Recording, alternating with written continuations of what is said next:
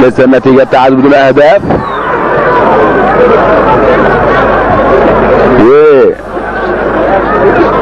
كورة بتروح تاني لمصطفى فرج، بيلعبها بتروح لشمس حامد، شمس لفكري، لحماده مرزوق، لبشير، وبشير طويلة فكري.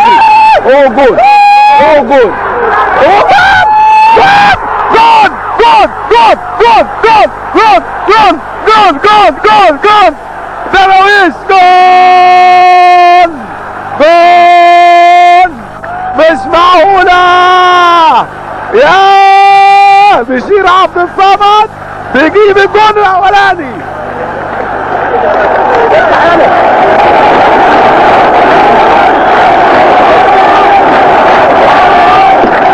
الهدف الاول للنادي الاسماعيلي احرزه بشير عبد الصمد من تمريره متقنه من فكري الصغير.